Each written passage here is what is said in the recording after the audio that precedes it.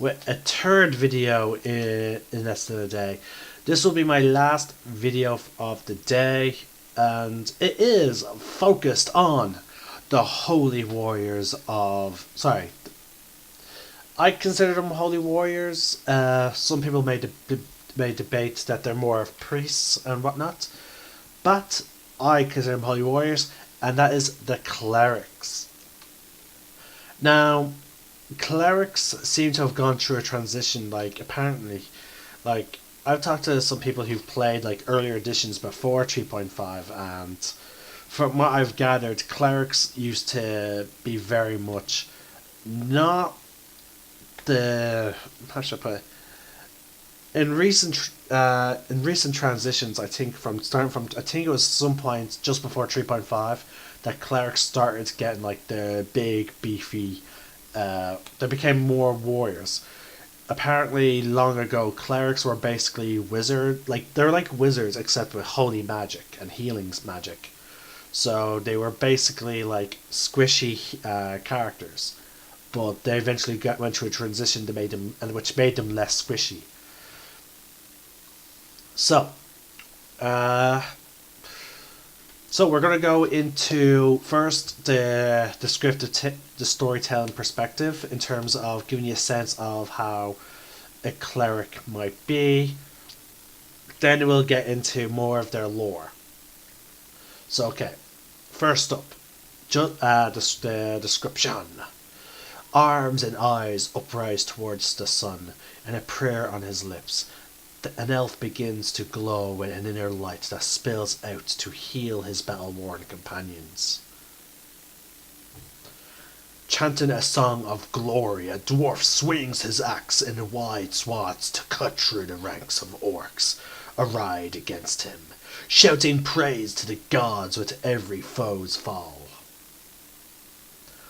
Calling down a curse upon the forces of undead, a human lifts her holy symbol as light pours from it to drive back the zombies crowding in on her companions. Clerics are the intermediaries between the mortal world and the distant planes of the gods.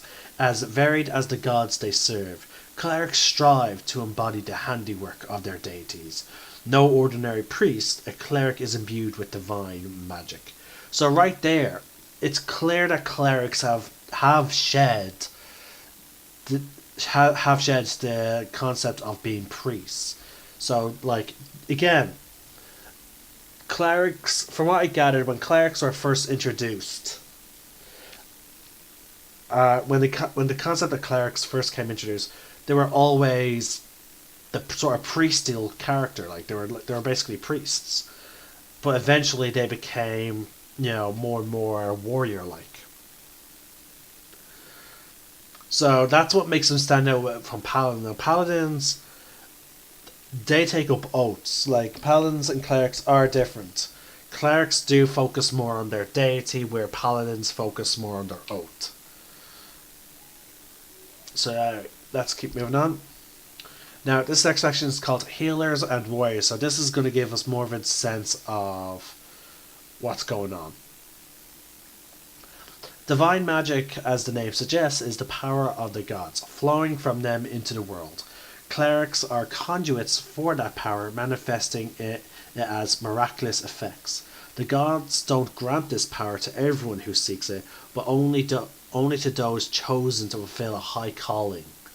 Harnessing divine magic doesn't rely on study or training. A cleric might learn formulaic prayers and ancient rites, but the ability to cast cleric spells relies on devotion and an intuitive sense of the deity's wishes.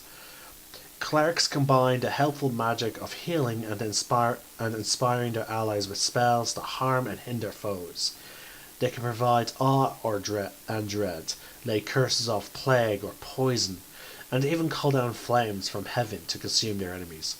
For those evildoers who will benefit most from a mace to the head, clerics depend on their combat train to let them wade into melee, and with the power of the gods on their side. So there you go, folks. I had players like again. So yeah, cleric is someone completely devoted to their gods, and who are their sole purpose is revolves around their god. They're completely dedicated to that one concept of serving their deity. Now, it's don't get me wrong, like it's not. They could have a cleric who believes in one true god, but it's less likely in D&D. Like again, it depends on discuss with your DM. But in most cases, the idea of multiple gods are known. Granted, there's debates of which god is more prevalent and which is more important, which is why certain peoples worship certain gods. For example, Pelor. Farmers tend to worship Pelor more than, say, Sarenrae, the goddess of light, because Pelor is the god of harvest. So they would worship. They know that Sarenrae exists and that she does have an impact on their life, but they'd rather pray to Pelor for their food. So yeah, and I love how this mentioned that like the clerics are not even fully aware of their spells or where their magic comes from. And it relies on their devotion, which is why, in my games, me personally, if a player starts acting out... Now, I know Matt Mercer did it once with the character Pike, who was being played by Ashley in Critical Role. It was now during early campaign. She started being a bit more bloodthirsty and all that towards the enemy. Yes, it was towards enemies, but it went against... she started doing stuff that was against Serenae's wishes. So therefore, he laid on hints that her holy symbol was showing cracks and damage and all that. So, like basically, if you're playing from this one point alone, from this paragraph alone, it points out to the fact that if you're planning on playing a cleric, keep in mind of what deity you're serving. If you're playing a goddess of redemption, if you're playing a cleric that's devoted to the goddess of redemption, don't just mercilessly kill. Don't be a murder hobo. Now again, that is a general thing that players generally tend to do. Often not in games, sadly, but again, if it's more of a role playing situation with clerics. Clerics are one of those classes where role playing is very important. Getting into the sense of your character is very important. So because again, if you go against your deity, how exactly are you devoted to them? You'll slowly lose your magic. Like for example, someone who's in service to the Raven Queen. Why would the Raven Queen still give you your magic if you suddenly start practicing necromancy with the hopes of... Sorry, hold on, that's weird. I don't know why that played. But why would she still grant you power if you seek to then become a lich or a vampire? The very thing she hates. So like now again, I have a friend who is doing something very interesting. Basically, what's going on is my character is a necromancer, a wizard, but he lost his wife. So right now, like he did seek to find a way to extend his life so he can learn all magical knowledge, which then eventually led to him also wanting to spend time with her because he married an elf, but he lost her to a tragic freak accident. So at one point he's praying in the Temple of Raven Queen. He doesn't know what this pool of blood is. He has very little knowledge of the gods. So he steps in and he's like, okay, what's going on with this pool of blood? Because he sensed something magical about it. He fell in and he made a deal with the Raven Queen. He'll devote all of his knowledge, all of his power, and also any undead creature that he summons to the work of the Raven Queen, killing liches and undead, basically using fire against fire. He'll be her instrument in that sense. he will use the power of death to bring death towards those that wrong her or go against the natural order of the world. So, like, now technically I could multiclass into cleric. I could, for her. But if you're playing like a cleric of the Raven Queen and you decide to go against her tenants, then why would she give her a power? That's why, as I said, for my players, I urge them to look into the deity that they're serving, what's their source of their power, and be careful. So okay, we're all right. We went on a big tangent there, but again, my point was to explain to you how I ruled them, how I expect my players to act, and the fact that there is some wiggle room. It's not completely hopeless. You don't have to be completely fanatical. Okay, moving on. Divine agents. Not every acolyte or officiant at a temple or shrine is a cleric. Some priests are called to a simple life of temple service, carrying out their God's will through prayer and sacrifice, not by magic and strength of arms. In some cities, priesthood amounts to a political office, viewed as a stepping stone to a higher positions of authority, and involving no communication with God at all. True clerics are rare in most hierarchies. When a cleric takes up an adventure in life, it is usually because his or her god demands it. Pursuing the goals of the gods often involves braving dangers beyond the walls of civilization, smiting evil or seeking holy relics in ancient tombs. Many clerics are expected to protect their deities' worshippers, which can mean fighting rampaging orcs, negotiating peace between warring nations, or sealing a portal that would allow a demon prince to enter the world. Most adventuring clerics maintain some connection to established temples and orders of their faiths. A temple might ask for a cleric's aid, or a high priest might be in a position to demand it. So, once again, it comes down to the point of your character is being asked. Like, your character is only adventuring because it's what your deity wants, or what your deity expects of you. It doesn't mean that you're a priest in a temple. Maybe it could be. Your background could be that you're an acolyte or a priest inside a temple.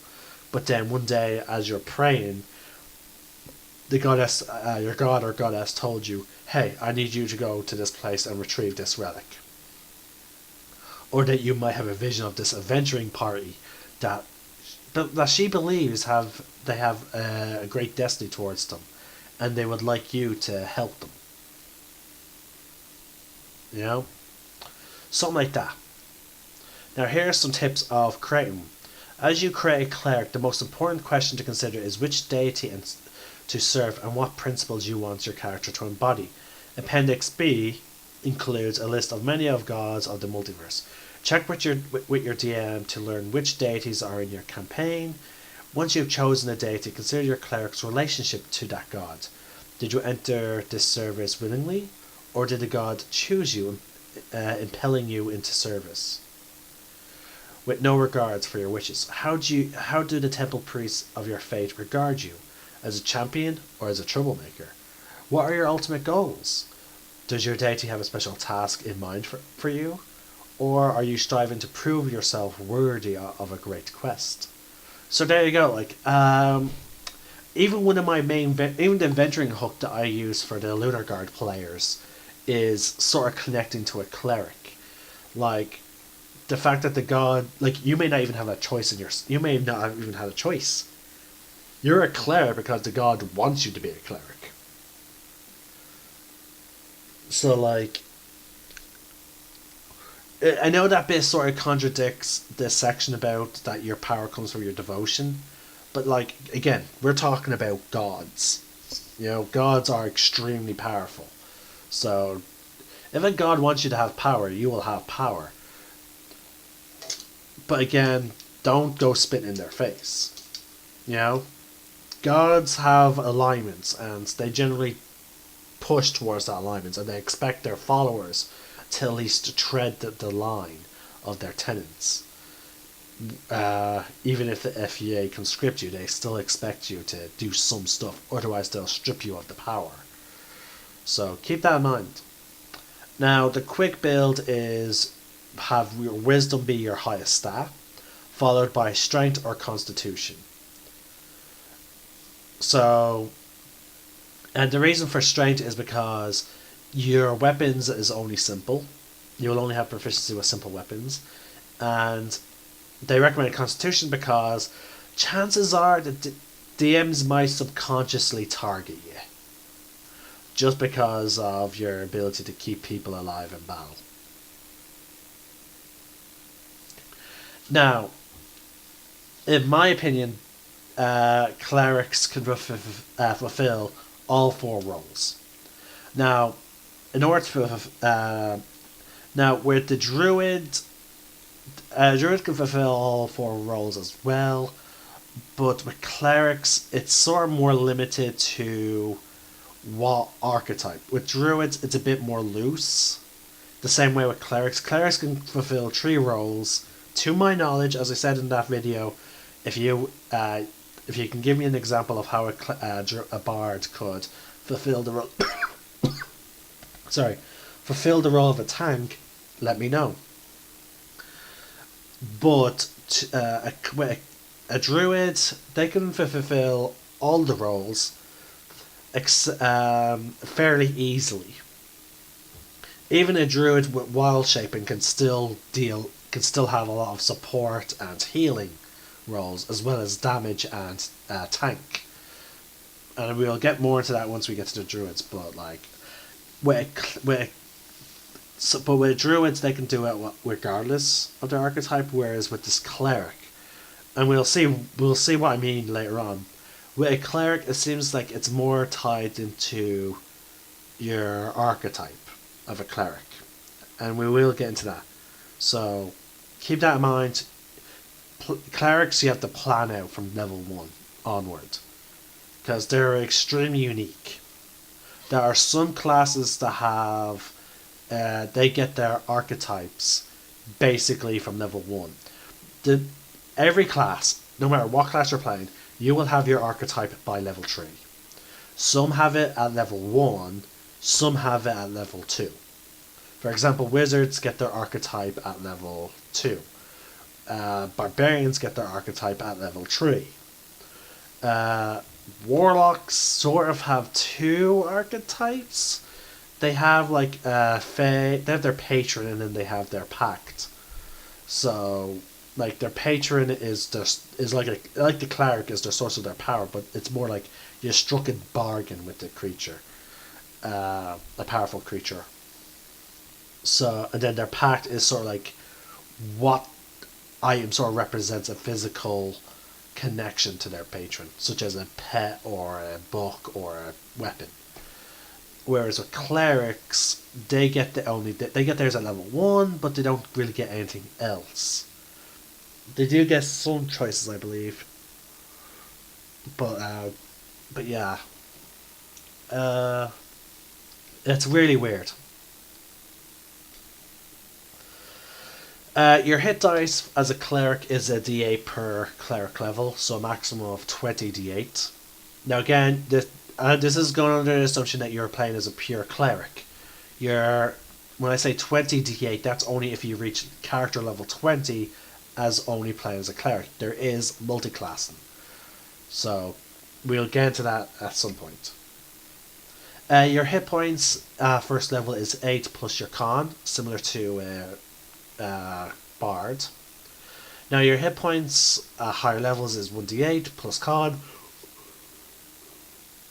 or 5 plus con. Now again, unlike the Bard though, Constitution is recommended to be your second or strength.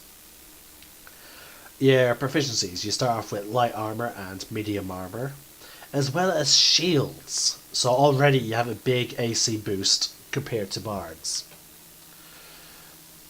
You have proficiency in all simple weapons, So mostly strength based, so all strength based weapons with the exception of the dagger. You have no training in tools. Your saving throw proficiency is in wisdom and charisma. And you get to choose two skills from the following: history, insight, medicine, persuasion, and religion. I would obviously pick religion just because, again, cleric, but then again, that's only if your character actually wasn't, cares about knowing about their deity. Now, your starting equipment is a mace, is option a mace, or B, a warhammer, if you're proficient. Now, your starting equipment sort of shifts a bit, depending on which deity you're serving and their domain. Now, in the gods section later on in the book, it does state which deity is part of what domain. Like the Raven Queen is Death's domain. Now, in Matt Mercer's book, she's also divine. Sorry, she's blood and Death's domain. We have deities of light domain, tempest, and so forth. So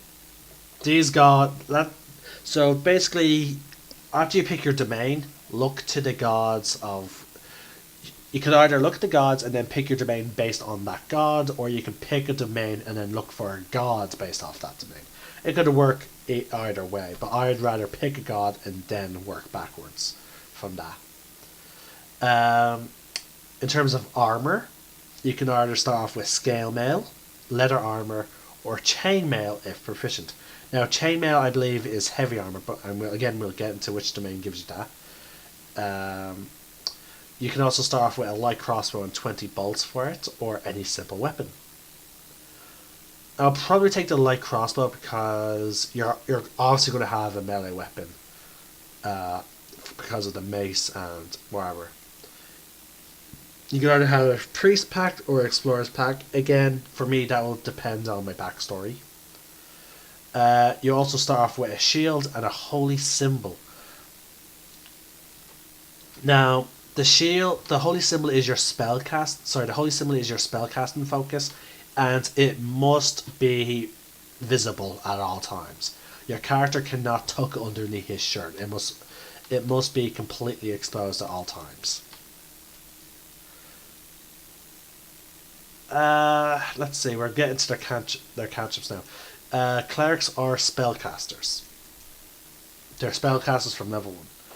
Okay, we'll start off with we'll do it like we did with the bards, from left to right.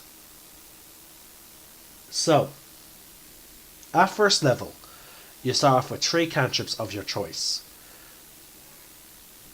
At level 4, you get an additional cantrip, so that brings you up to 4. At level 10, that's another additional cantrip, that brings you up to 5, and that is your max. That is your max. So by level 10, you have your max number of cantrips. First level spells. You start off with 2 spell slots, which then you didn't get an additional 1 at second level, and by third level, you reached your maximum to a total of 4. So by level 3, you've already reached the maximum number of first level spell slots. You get also at third level, you get access to your second level spell slots. And then you reach your max. You get 2 second level spell slots at level 3, and you get an additional 1 at level 4, bringing your total up to 3. And that is it. You've reached, once again, similar to the bard, you very quickly reached your maximum very quickly. At 5th level, you have access to your 3rd level spell slots and 3rd level spells. You get 2 of which. And then at 6th level, you get an additional 3rd level spell slot, which is then your maximum for the remainder of the game. At 7th level, you get access to your 4th level spells as well as your 4th level spell slot. You only start off with 1 though this time. Only 1. And then at 8th level, you get an additional 1, giving you a total of 2. And then at 9th level, you get an additional 1, giving you a total of 3, which is your total for the remainder of the game. You get access to, I already said, yeah, so we're at 5th level. At 5th level, you also, at 9th level, you also get access to your 5th level spells, as well as your single 5th level spell slot, which then gets increased at level 10 to 2, which then get further increases at 18th level, giving you a total of 3, which is your maximum. You get your 6th level spells and spell slot at level 11, which you only have a single one until you reach level 19, which then you get a second level, which means you get a second 6th level spell slot, which is your maximum. At level 13, you get access to your 7th level spells as well as your first spell slot. You only have one until you reach level 20, giving you a total of 2 7th level spell slots. As I said with the Bard, you only get one of each of the following 8th and 9th level spells slots, and you get your 8th level spell slots and access to 8th level spells at level 15, and at level 17 you get access to your 9th, as well to your spell slots and spells. So, your spellcasting your ability score for spellcasting is Wisdom, whereas with the Bard it was Charisma. So, as we saw with the Bard, you get your maximum very quickly with them. So, you get ritual casting as well, so you can cast spells as a ritual. You also get a spellcasting focus, which is your holy symbol. Now, you have divine domains. Choose one domain related to your deity. Now, as I said later down in the book, the Player's Handbook, it does go over the deities, and it says like their alignment, their name, and then also what domain they are. The domains are knowledge, life, light, nature, tempest, trickery, or war. Now, again, there have been other domains expanded upon, and sadly they have not mentioned which deity they go with, if I remember correctly. Hold on. Clerics. I'm just going to give you as an example of... Now, this is a big oversight, I consider, by Wizards. And it's one of the few oversights that I really am not a fan of.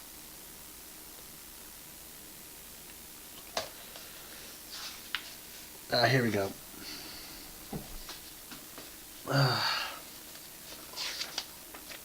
Okay, the following domains they added are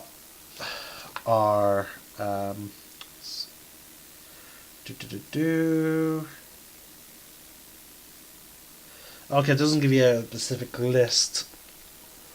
The specific ones are Forge, Grave, and the Player's Handbook. Sorry, the DM's book also has Debt. So, yeah, that bothers me, is the fact that it does not mention, like, it doesn't. They should add like a DM section, like a little like sidebar for DMs saying, hey, here's the recommended deities that you can assign these to. So Xanathar's Guide is, as much as I loved that book, they dropped the ball when it came to Clerics, in my opinion. Now, some domains are obvious that you know where to assign them to, but I just don't like the fact that for people who don't know much about the gods or their lore, that they did not, give some recommendations. Also, with your domain also comes unique abilities. As I said, this is your archetype from level 1. Straight away, from first level, you choose your archetype. It grants you additional uses of your channel divinity when you gain the feature at 2nd level, and additional benefits at 6th, 8th and 17th levels. You also get special access to certain spells. You know?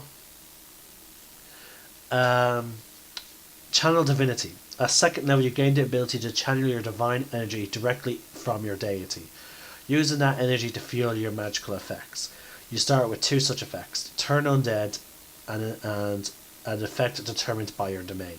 Some domains grant you additional effects as you advance in levels, as noted in the domain description. When you use your channel divinity, you choose which effect to create. You must then finish a short or long rest to regain your channel divinity again. Some channel divinity effects require saving throws. When you use an effect such an effect from this class, DC equals your cleric spell DC. Begin at 6th level, you can use your channel divinity twice between rests, and begin at 18th level, you can use it 3 times between rests. When you finish a short or long rest, you regain your expended uses. So, you get one that is shared amongst all of them, which is turn undead. Clerics are very much against doing undead, except for the death domain. Actually, I think even the death domain is anti-undead. It's just that they specialize in making things dead. So, as an action, you present your holy symbol and speak a prayer, censoring the undead. Each undead you can see within range, and that can hear you. Within 30 feet, must make a wisdom saving throw. If the creature fails its saving throw, it is turned for 1 minute or until it takes any damage. A turned creature must spend its turn trying to move as far away from you as it can, and it can't willingly move to a space within 30 feet of you.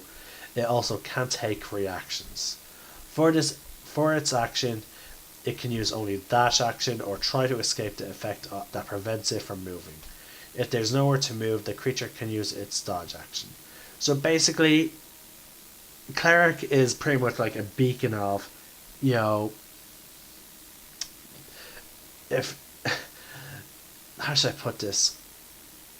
The DM based, like, if you have a Cleric in your party, one of the best things that the DM can throw at you is undead. And when I say best, I mean as in like things that the players can know they will be able to handle, and that is undead. You get your ASI at the usual levels: 4th, 8th, 12th and 16th. We've already went up. I will go over ASIs again, just in case people don't watch my previous videos. An ASI is ability score improvement. You can either improve one of your ability scores, which is another words for attributes, which is strength, dex, con, charisma and wisdom. You can increase one of them by 2 or 2 by 1 each, or you could take a feat. No ability score can go above 20 using this. At 5th level, you get Destroy Undead, which basically is brilliant. Now, note that the Turn Undead has no level cap. No challenge rating cap, which is brilliant. That means even a CR 20 undead will get turned against you. Now, this gets improved as you level up. When you start from 5th level onwards, it gets improved to the point where you will insta kill certain weak undead. So basically, 5th level challenge rate in CR half, undead instantly die if they fail their saving throw. Now again, note that I say if they fail their wisdom saving throw. If they pass, nothing happens. But if they fail it, they instantly die. At 8th level, it increases to CR 1 or below. At level 11, it goes up to CR 2 and lower. 14th level, CR 3 and lower. And 17th level, CRs 4 or lower. So your basic zombie and skeletons. But yeah, that is a huge ability on its own. Now again, they share this with all clerics. All clerics, regardless of your domain, you have that ability to just insta kill mass waves of undead.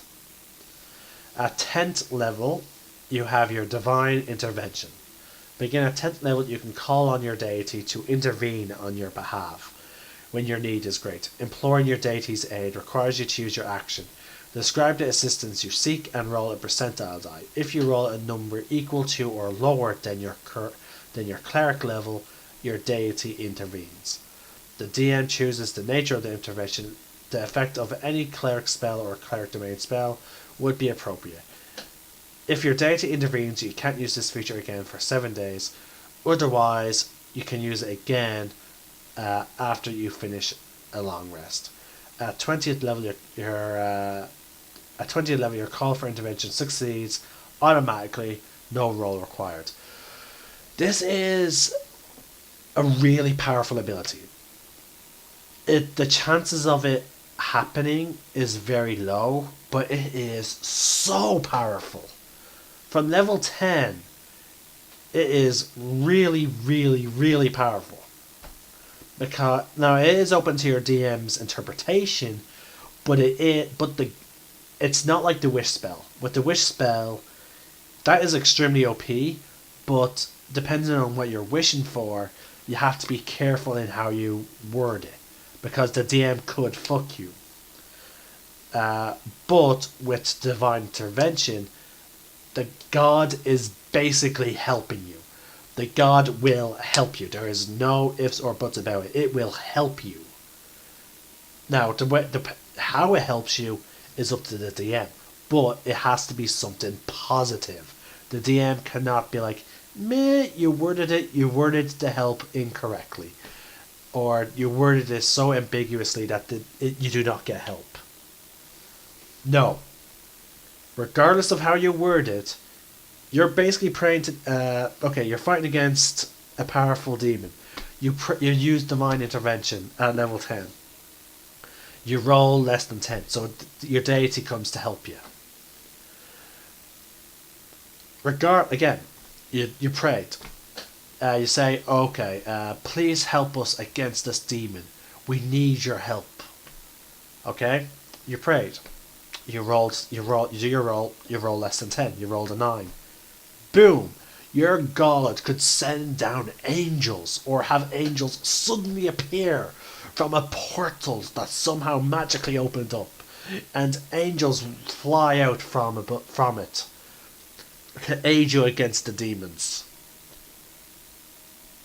Like, that, just that as an example is how powerful it could be. So do not underestimate this ability, folks. I know, as I said, it has a very little chance to succeed. But still, if you pull it off, it is powerful. And again, note that it says if it works, that's when the 7-day effect comes into play. So if it does not work, you can use it again as many times as you want until it works. Now we're getting into the divine domains, where each pantheon coincides. Now, there are some examples listed as here, okay? We've already went over the different ones. So, here is what I recommend. Your choice might correspond to a particular sect dedicated to your deity. Apollo, for example, could be worshipped in one region as Perseus, radiant, Apollo emphasizing his influence over the light domain, and in a different place as Apollo Asius, healing, emphasizing his association with light domain. So Apollo is both a life domain and a light domain, because in different regions he was worshipped as such. He was actually worshipped, like for example, Athena, the Greek goddess of war. Now she is worshipped partially in due with military tactics, but she's also worshipped as a seer of knowledge and healing. So, yeah. That's how the Greeks saw her. She had a duality about her, unlike the other god of war, Ares, who was just purely for war. So keep that in mind, folks. So so for DMs out there, if you're introduced like the Greek gods, keep that in mind. Alternatively, your choice of domain could simply be a matter of personal preference, the aspect of the deity that appeals to you most. So, yeah, basically so for example, if you have two choices between again using Apollo as an example, between light and life, then sit down and think to yourself which of these two appeals to you more, and then pick it. Each domain's description gives examples of deities who have influence over that domain. Gods are included. Bless me, sorry. Influence over that domain. Gods are included from the worlds of the Forgotten Realms, Greyhawk, Dragonlance, and Aberon campaign sets, as well as Celtic, Greek, Norse, and Egyptian pantheons of antiquity. I dabbled with the idea of including multiple pantheons, but then it got too sloppy, so I decided to stick with my own pantheon, which is mostly Forgotten Realms stuff. Now, the domains are listed in order. Sorry, alphabetical order, so we're going to go through that. So first up is knowledge. The gods of knowledge including Ogma, Bakab, Gillian, Arun, and Thoth. Now, I think the last three. Ogma. The last three are from antiquity, but I definitely know Thoth, Thoth, is definitely the Egyptian god of knowledge and learning. He's believed to have given the Egyptians the knowledge of writing. So anyway, sorry, I just wanted to put that out there because I'm actually currently playing Assassin's Creed Origins, and I just watched a documentary about Egyptian gods. Those gods value learning and understanding above all. Some teach that knowledge is to be gathered and shared in libraries and universities, or promote the practical knowledge of craft and invention. Some deities hoard knowledge and keep its secrets to themselves, and some promise their followers that they will gain tremendous power if they unlock the secrets of the multiverse. Followers of these gods study esoteric lore, collect old tomes, delve into the secret places of the earth, and learn all they can. Some gods of knowledge promote the practical knowledge of craft and invention, including smith deities of Gond, Rerox, Onatar, Moradin, Hephaestus, Goibinu. I don't know. I have no idea what that last one. And again, we got an example of an Egyptian gods there, with the second last one, Hephaestus. Oh, god damn! I butchered the pronunciation that second time. Now you get additional new spells from your knowledge bin. Now some of these spells are not in your cleric spell list, but they are added through the so basically only knowledge domain clerics will have access to these spells. Now, when I say only knowledge domain clerics, I mean as in terms of clerics in general. For example, a wizard definitely has identify, but other clerics don't. So if you want to have access to certain spells that other clerics don't have access to, pick this domain. You have access to command, identify at first level. Third level you have access to augury and suggestion. At fifth level you have access to non-detection and speak with dead. At seventh level you have access to arcane eye and confusion. At ninth level you have access to legend lore and scrying. Also at first level you get the feature Blessings of Knowledge. At first level you learn 2 languages of your choice. You also become proficient in your choice of 2 of the following skills: Arcana, History, Nature, or Religion, your proficiency bonus is doubled for any ability check that you make that uses either of those skills.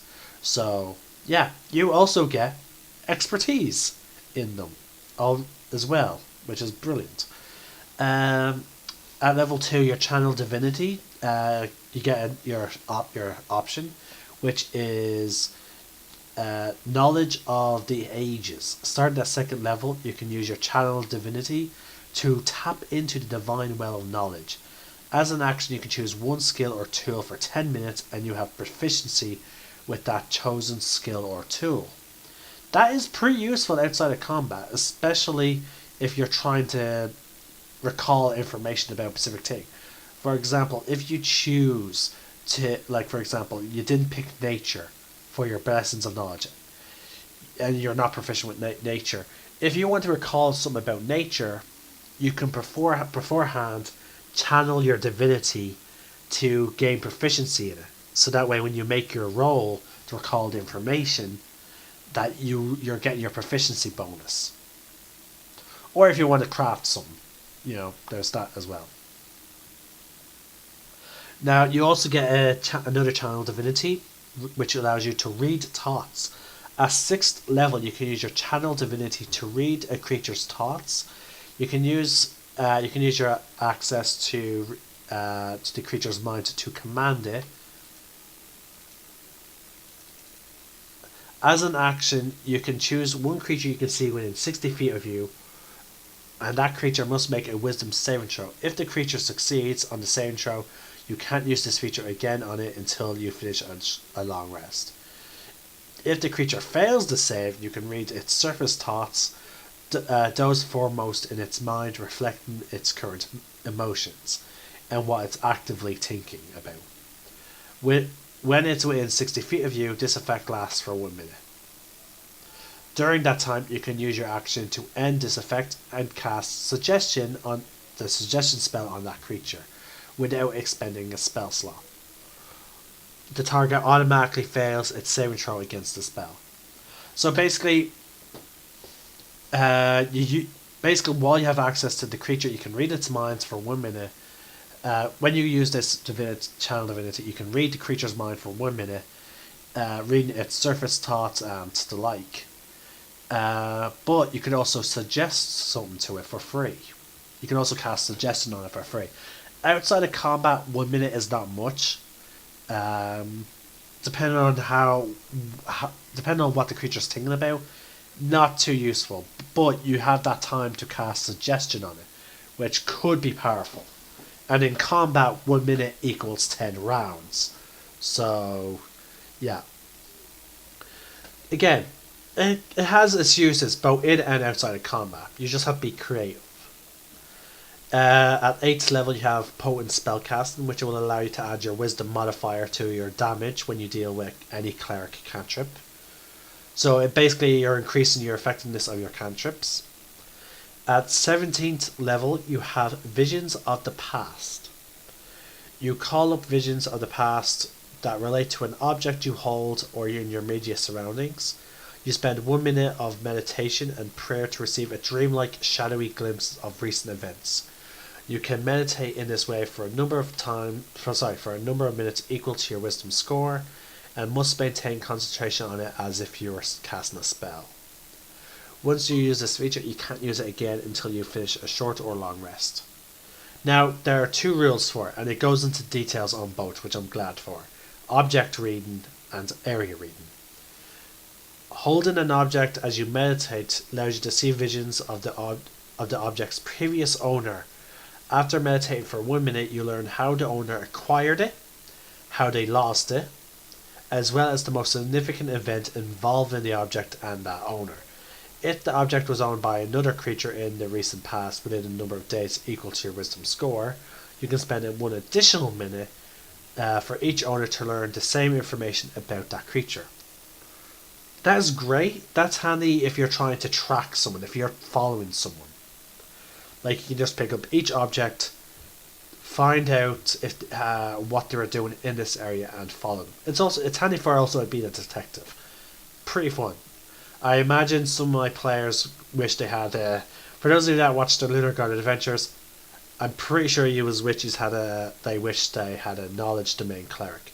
Sadly, they would have needed an ally that was 17th level to do this. Now, area reading. As you meditate, you see visions of recent events in your immediate vicinity. A room, street, tunnel, clearing, or like up to in a 50-foot cube, or going back a number of days equal to your wisdom score. For each minute you meditate, you learn about one significant event. Begin with the most recent. Significant events typically involve powerful emotions, such as battles, betrayals, marriages, murders, births, or funerals. However, they may also include more mundane events that are nevertheless important to your current situation. That is the last ability you get from Knowledge Domain. Next is the Life Domain. The Life Domain focuses on a vibrant, positive energy, one of the fundamental life forces of the universe. The gods of life promote vitality, health through healing the sick and wounded, and caring for those in need, and driving away the forces of death and undeath. Almost any non-evil deity can claim influence over this domain, particularly agricultural deities such as Chantia, Arai, Demeter, sun gods such as Leator, Pelor, and Rehakata, gods of healing or endurance such as Elimeter, Mescal, Apollo, and Daenact, and gods of home and community such as Hestia, Hathor, and Bulgaria.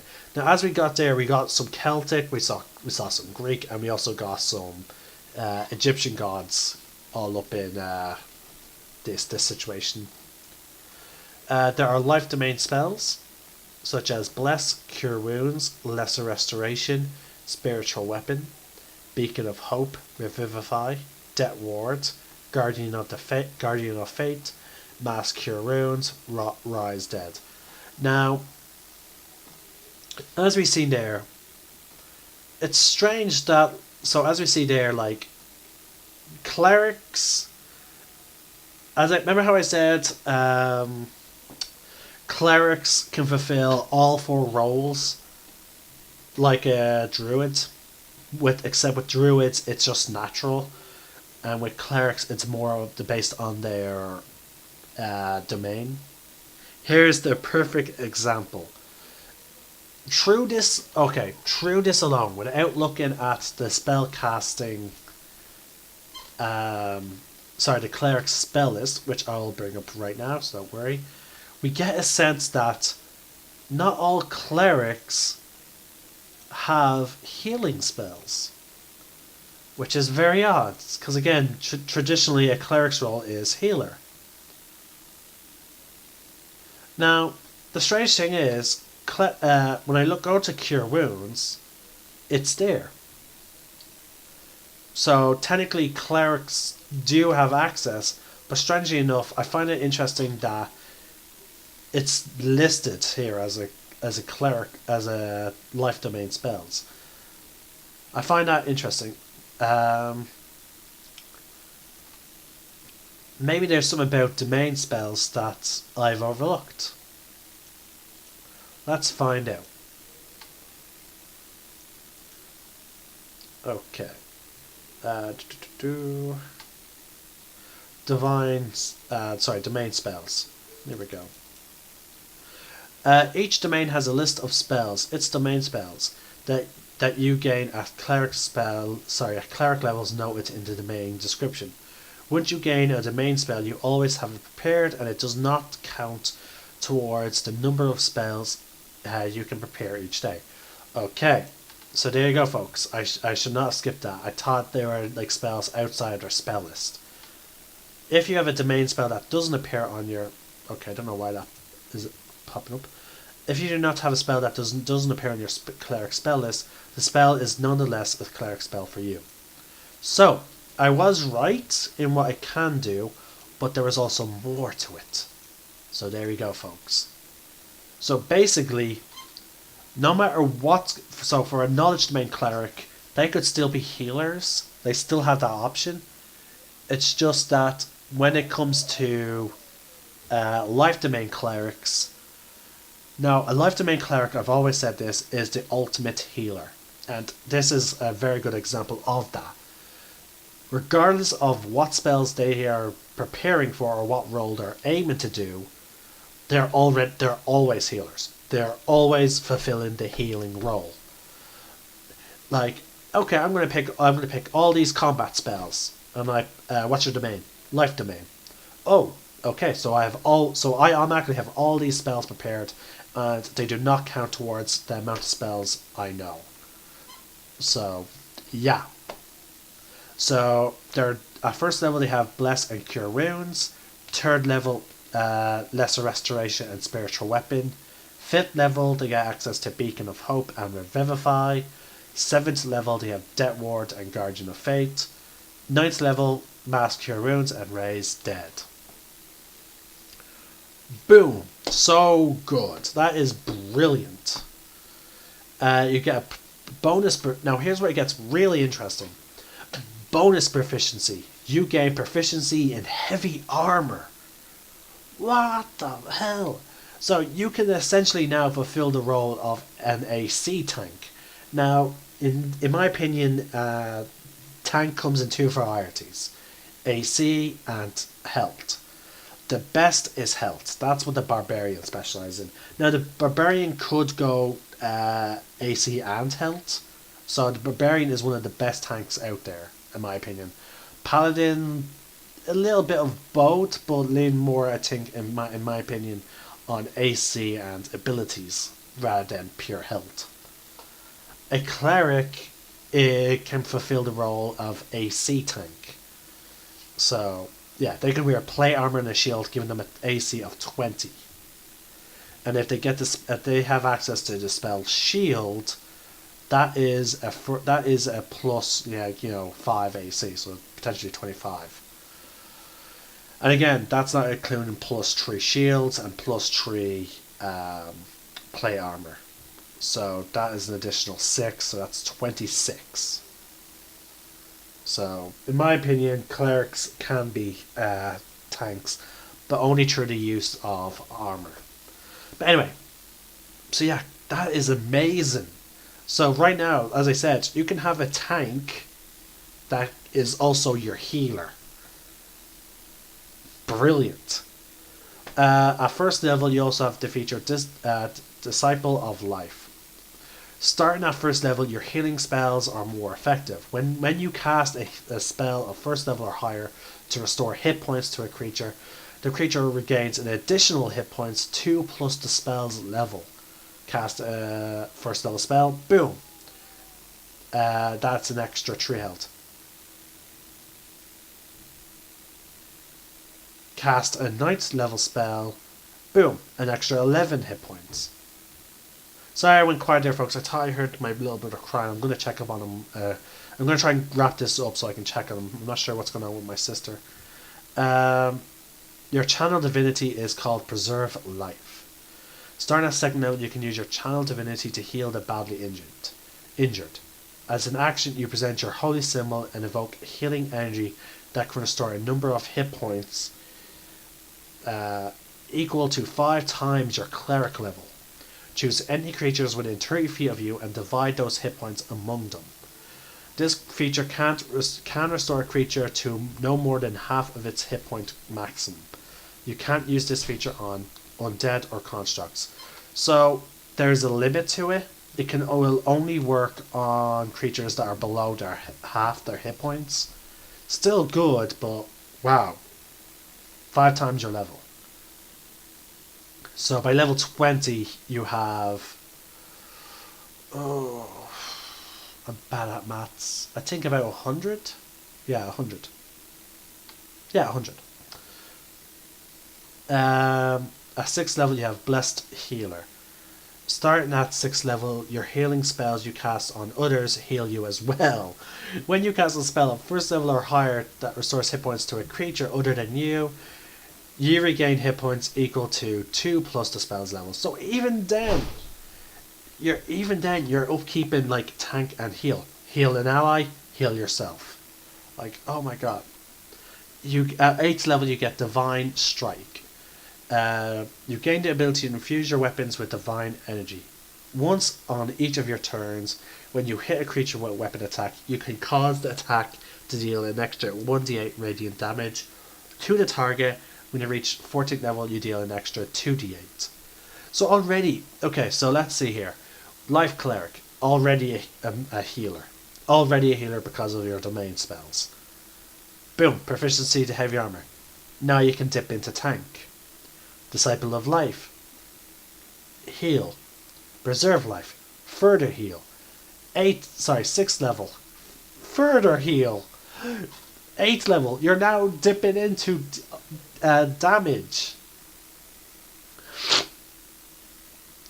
Now at 17th level you have Supreme Healing. When you would normally roll one or more dice to restore hit points with a spell, you instead use the highest number possible for each dice. For example, instead of restoring 2d6 hit points to a creature, you now restore 12. Oh my god! So yes folks, Clerics, Life Domain are the ultimate healers. They are ultimate healers, but they still dip their toes into tanking and damage. What the hell?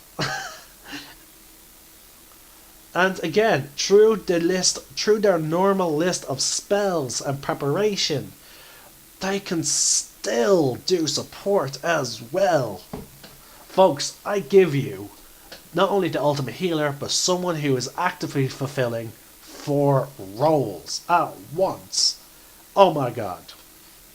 And again, let's look at Bless, Lesser Restoration, Spiritual Weapon, Beacon of Hope, Death Ward, Guardian of the Fate, Raise, Dead. Those spells are not just healing spells. Bless is a support spell, so is Lesser Restoration. Spiritual Weapon is a damage spell / support, I suppose. You summon a weapon that's also a companion that deals damage for a certain amount of time. So support in the sense that it's basically a meat shield, but also damage because it's an extra damage per round. Beacon of Hope. Actually, no, Beacon of Hope evolves your healing, so never mind that. Revivify. Okay, your opponent goes down, you tap them on the shoulder, they're back up. So no. Revivify revives an enemy an ally that's been dead in less than a minute. But anyway, Death Ward. Boom. If a person was to drop dead, they instead drop to 1 hit point. Guardian of Fate, I believe, is a support spell. Like, oh my god. So even just with their domain spells, there is already damage and support spells in there. But as I said, they can add spells. Those spells do not count for their prepared spells. Through preparing spells, they can prepare damage and support spells.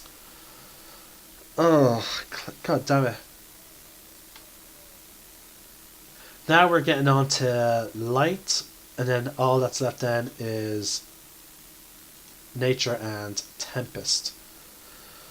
Oh god, I knew Cleric was going to be my longest video. Now, funny enough folks, I may be fanboying already about Clerics, but I'm just going to put this into perspective for you. Cleric is one of my least favourite classes. It's one of my least favourite. Alright. Gods of Light, including Helm, Lathander, Paltus, Bracalia, the Silver Flame, Belinus, Apollo, Rehaka promote the ideals of rebirth and renewal, truth, vigilance, and beauty. Often using the symbol of the sun, some of these gods are portrayed as the sun itself or as a character who guides the sun, in the case of Apollo.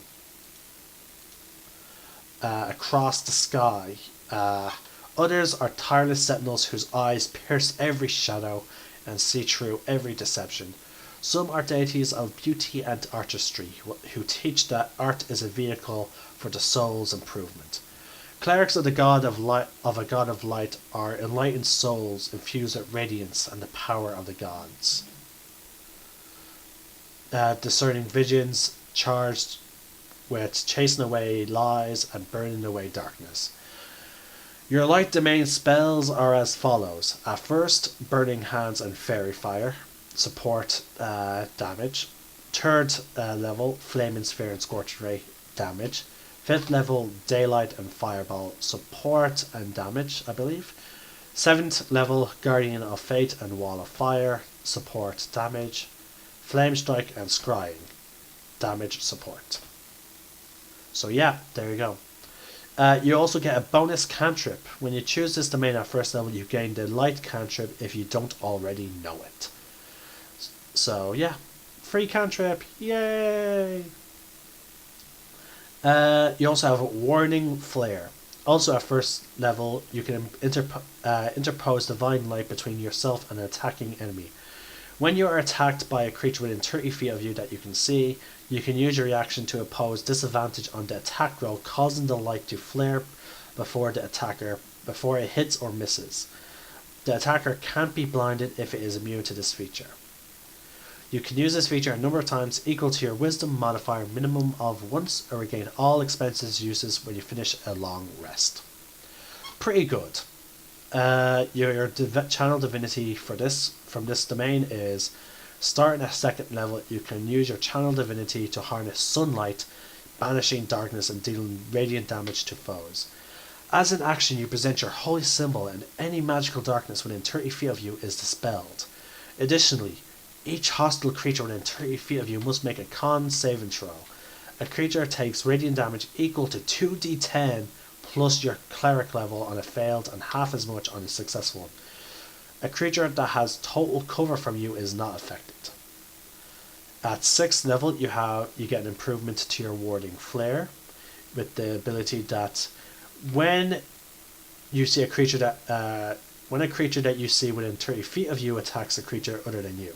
So basically, your improved flare gets improved so that you can now protect your allies with it. 8th level, you get your wisdom. You have to add your wisdom modifier to your damage when you deal with a cleric cantrip. So you might want to have a few attack cantrips rather than support cantrips.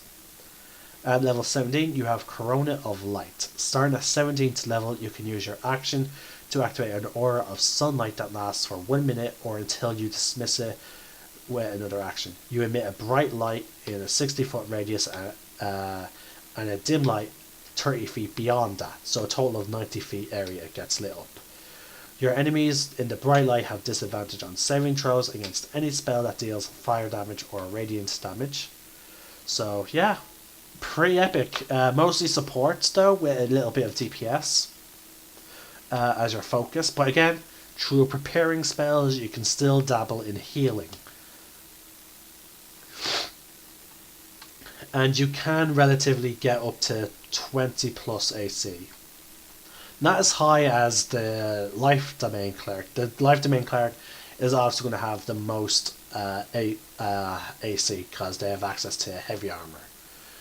Life Domain Clerics can get a maximum of +5 from their AC, so that's 15, plus an additional 3, plus an additional 5 from plus 3 shields. So that's 20. So yeah, actually just 20 AC max for natural clerics. Still good. I'm not knocking on other clerics. It's still good, so relax. Alright, 2 more left. Nature Domain Clerics. Gods of nature as varied as the natural world itself, from inscrutable gods of the deep forest such as Sylvanus, Habadai, Chisov, Bellinor, and Pan, to the friendly deities associated with particular springs and groves such as Eldat. Druids revere nature as a whole and might serve one of these deities, practicing mysterious rites and reciting all but forgotten prayers in their own secret language. But many of these gods have clerics as well, champions who take on a more active role in advance of the interests of a particular nature god. These clerics might hunt the evil monstrosities that despoil the woodlands, bless the harvests of the faithful, and wither the crops of those who anger their gods. So yeah, nature domain gods can be from lawful good to chaotic evil, or anything in between, so keep an eye on that. Your domain spells are as follows. At first level, Animal Friendship, speak with animals. 3rd level, Bark Skin, Spike Growth. 5th level, Plant Growth and Wind Wall. 7th level, Dominate Beast, Grasping Vine. 9th level, Insect Plague and Tree Stride. Tree Stride, I believe, is a teleport. No, that's travel via plants, I think, or teleport via plants. I'm not sure. I'm not sure which one that Keyleth does in Critical Role, but it basically allows them to travel so far through trees. 1st level, you have Acolyte of Nature. At 1st level, you learn 1 Druid cantrip of your choice, and you gain proficiency in one of the following skills of your choice: Animal Handling, Nature, or Survival. You also get bonus proficiency in Heavy Armor, so slight bit of tankage. You have Channel Divinity, Charm Animals and Plants. You can use your Channel Divinity to charm animals and plants. As an action, you present your holy symbol to invoke the name of your deity. Each beast or plant creature that can see you within 30 feet must make a wisdom saving throw. If a creature fails the saving throw, it is charmed by you for 1 minute or until it takes damage. While it is charmed by you, it is friendly to you and other creatures you designate. Yeah, and chances are those creatures are going to fail. Especially the ones that are like mundane, that don't even have stats, such as like a little daffodil. That doesn't have stats. The DM is just going to have to roll and be like, yeah, it probably has like a negative or a +0. At 6th level, you have Dampen Elements, which allows you to cause creatures within 30 feet of you that take acid. So, when you or a creature within 30 feet of you take acid, cold, fire, lightning, or thunder damage, you can use your reaction to grant resistance. So basically, any elemental damage, that's particularly useful against dragons. Basically, Black Dragon shoots acid. Oh shit, guys! All you take. An ally of you takes acid damage from a Black Dragon. Boom! They have resistance, so they take half the damage instead. At 8th level, you get Divine Strike, which allows you to deal 1d8 cold, fire, lightning damage of your choice to a target, and it gets additional damage at 14th level, which increases it to 2d8. So 3d8. Yeah, 2d8 at max. Pretty handy. On each of your turns, you can deal that type of damage. At 17th level, you have Master of Nature. You gain the ability to command animals and plant creatures. While creatures are charmed by your charm, animals and plants feature, you can take a bonus action on your turn to verbally command what those creatures will do on its next turn. So yeah, pretty useful effect. Tempest. Now this is where it gets fun. These are, I believe. Oh god, I forgot about trickery domains. So there's still a few more. So what I mean by, folks, as Cleric, I've been saying this since some of my first videos. Cleric is going to be my longest video. Gods whose portfolios include the Tempest domain, including Talos, Umberlee, Cord, Zerboim, the Devourer, Zeus, and again Thor, govern storms, sea, and sky. They include gods of lightning and thunder, gods of lightning and thunder, and gods of earthquakes, some fire gods, and certain gods of violence. Physical strength and courage. In some pantheons, a god of this domain rules over other deities, and is known for swift justice and delivered by thunderbolts. In the pantheons of seafaring people, gods of this domain are ocean deities and patrons of sailors. Tempest gods send their clerics to inspire fear in the common folk, either to keep those folk on the path of righteousness or to encourage them to offer sacrifices of probation to ward off divine wrath.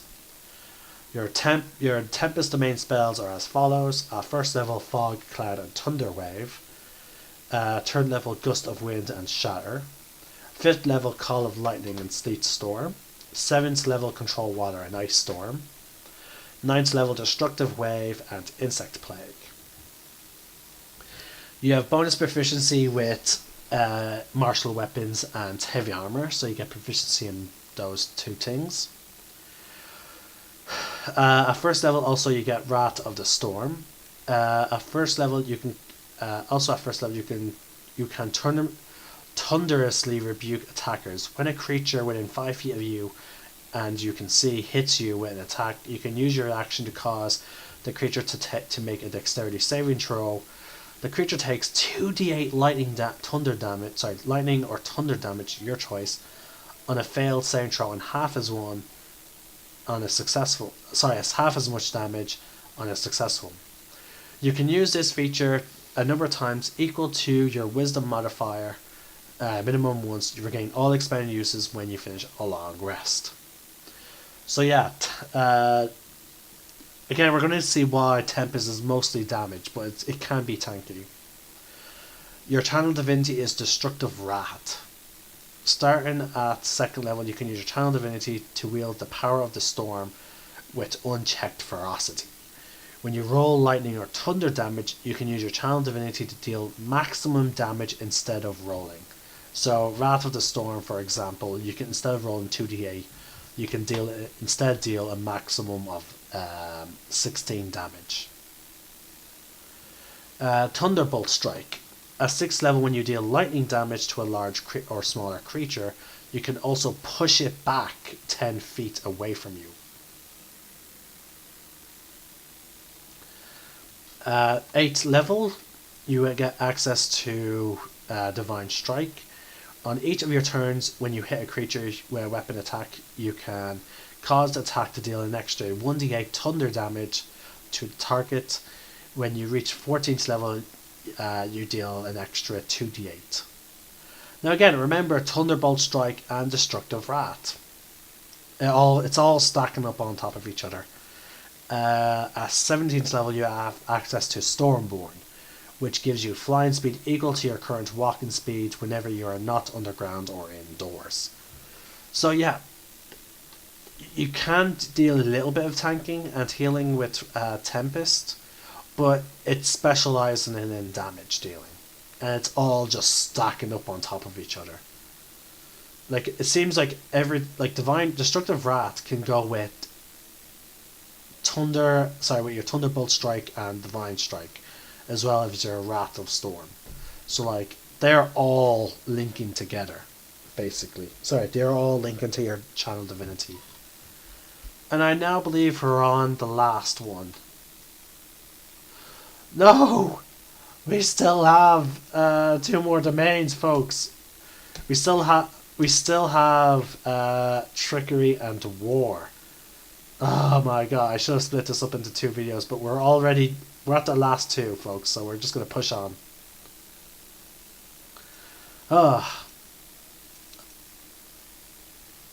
Gods of trickery such as Timora, Beshaba, Aldemara, the Traveller, Garl, Glittergold, and Loki are mischief makers and instigators who stand as a constant challenge to accepted order among both gods and mortals.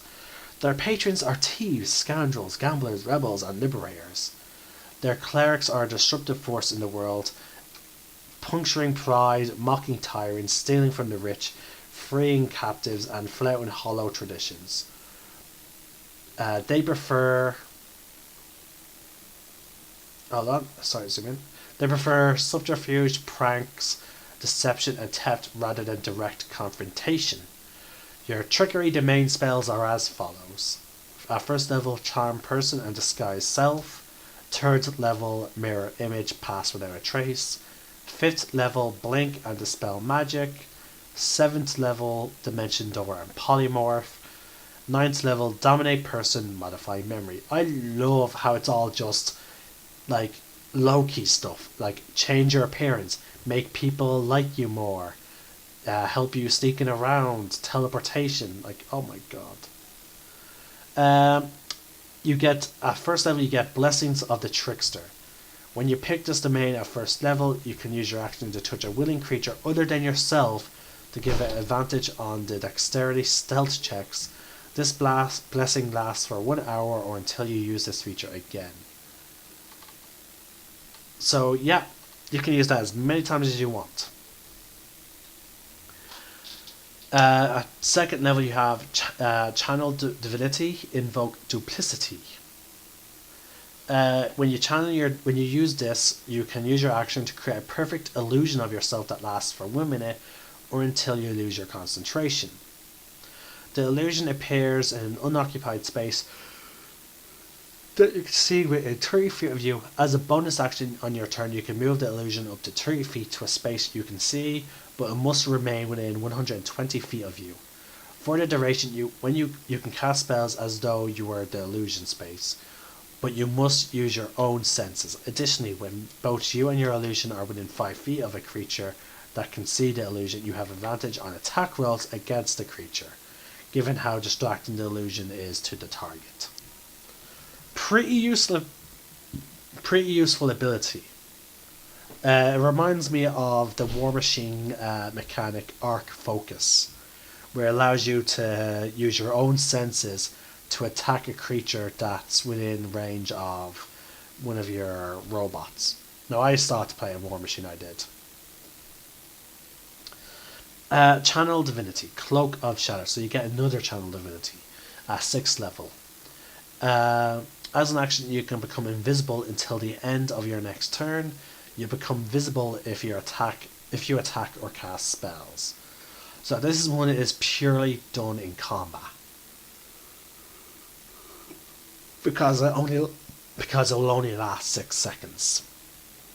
At 8th level, you get Divine Strike, which allows you to strike with poison, dealing 1d8 poison damage to a target, and at 14th level it increases to 2d8. Now again, this is pretty good for DPS. Improved Duplicity. At 17th level, you can create up to 4 duplicates of yourself instead of 1, and when you use this as a bonus action, you can move any number of them up to 30 feet to a maximum range of 120 feet. So basically, you basically are playing peekaboo, or what's that game called when you flip the cards and someone has to find the queen, but instead of 3, it's 5 of you. Oh god. So yeah, the Trickery Domain looks like it's a fun type of character, and funny enough, Laura Bailey, who plays Vex, I'm hoping that's her name, is actually playing a cleric of this domain. So I'm looking forward to seeing how she uses this. It seems like fun, and it seems like it's something that she would enjoy. We're now on to the War Domain, folks. We finally made it. We're at the last domain for the cleric. Let's go on. Let's finish this. War has many manifestations. It can make heroes of ordinary people. It can be desperate and horrific, with acts of cruelty and cowardice eclipsing instances of excellence and courage. In either case, the gods of war watch over warriors and reward them for their great deeds. The clerics of such gods excel in battle, inspiring oaths to others to fight the good fight, or offering acts of violence as prayers. Gods of wars include champions of honor and chivalry, such as Torm, Herinus, Curie, and Jolet, as well as gods of destruction and pillage, such as Eratil, the Fury, Groomish, and Ares. Groomish, folks, is the god that created orcs, if you remember the half-orc video. The gods of conquest and domination, such as Bane, Hextor, and Megulibiat. Other war gods, such as Tempest, Nike, and Nuada. Funny enough, sorry folks, I'm just going to put in right now. Funny enough, Nuada is actually Celtic, but in actual Celtic folklore, he is not a god. That is one misconception with the Player's Handbook, which I find hilarious. Nuada is actually the first Celtic king who was blessed by the gods. He was a fierce warrior to the point where even after he lost an arm, he still challenged the champion of another kingdom to a fight, as long as that champion agreed to fight with one arm. So, but again, eventually though, the gods eventually gave him an arm made of silver to fight with. And funny enough, another funny note is my Ludosport group for Thursdays. We actually decided to name our clan. We were asked. Me and my friend were suggesting to our instructor, "Hey, we would like to change our clan name." And he said, "Yeah." So he wanted it to be something more Irish, something that will stand out. So we all took a vote. I suggested Doulahan for the Irish Headless Horseman, but someone else suggested Nawada. And funny enough, we went with Nawada, and it fits with Star Wars, with the whole robotic arms situation. But yeah, I find it funny that Nawada is actually mentioned here as a god, but whereas in traditional folklore, he wasn't exactly a god. He was just a mortal king who was blessed by the gods. Which is funny because, as it mentions them, they take a more of a neutral stance, promoting war in all of its manifestations and supporting warriors in any circumstance. Yeah. Again, not exactly 100%, but interesting. War domain spells. At first level, you get access to Divine Favor and Shield of Fate. Third level, you get access to Magic Weapon and Spiritual Weapon. Fifth level, Crusader's Mantle and Spirit Guardians. Seventh level, you get access to Freedom of Movement and Stone Skin. Ninth level, you get Flame Strike and Hold Monster. Now, you get a bonus proficiency with Heavy Armor and Martial Weapons, which makes sense. You also get War Priest. At first level, your god delivers bolts of inspiration to you while you're when you're engaged in battle. When you use an attack action you make one weapon attack as a bonus action. So basically, it's a free extra attack.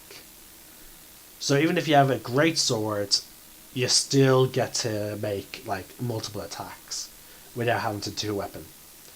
You can use this feature a number of times equal to your wisdom modifier. Sorry, folks. Equal to your wisdom modifier minimum of once. You regain all expended uses when you finish a long rest. Your channel of divinity is Guided Strike. Start at second level, you can use your channel divinity to strike with supernatural accuracy. When you make an attack roll... Okay.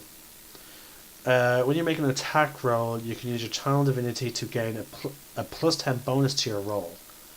You make this choice after you see the roll, but before the DM says whether or not the attack hits.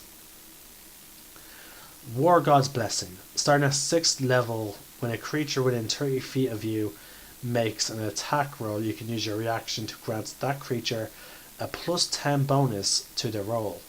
Using your channel divinity, you make this choice after you see the roll. Basically, it's basically using your Guided Strike to help an ally. At 8th level, you get Divine Strike. Now, whereas others dealt additional damage types such as Thunder or Poison, this one is basically an additional DA of the damage that you dealt with the same weapon. So a greatsword is slashing, so you'll deal an extra 1d8 slash damage. And at level 14, it becomes 2d8. At level 17, you gain resistance to bludgeoning, piercing, and slashing damage from non-magical weapons, and this feature is called Avatar of Battle. And that, folks, is the end of the Cleric, and I am not doing any more videos today because I am wrecked. That was, folks, the Cleric. Oh, a character that can fulfill any role within the party, from tank to support and healing. particularly healing. Now, each divine domain does push it towards certain types, such as damage dealing, healing, and support. But it can still fulfill all four roles. There, when it comes to race recommendation, I can't. There's so many you could play as that would be fun. Like strength-based characters, any type of strength-based bonus race. Sorry, any strength-based race such as Orcon, such as Dragonborns, half orcs, Goliaths, dwarves, can make great clerics.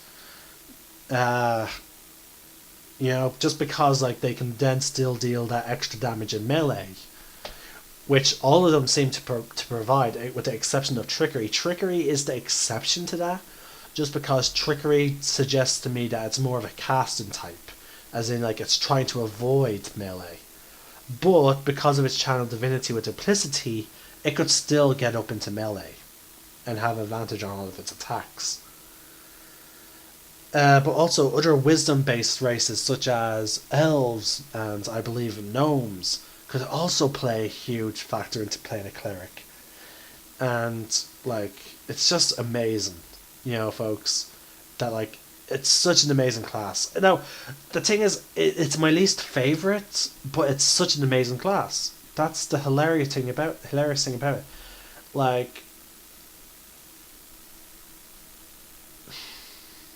I don't know what it is about it, to be honest with you. It's just that I know there are so many other classes that I would rather play before I play a cleric. That's the weird thing about it. In terms of, if someone was to ask me, do you recommend playing a cleric? I would say 100% yes. Definitely play a cleric.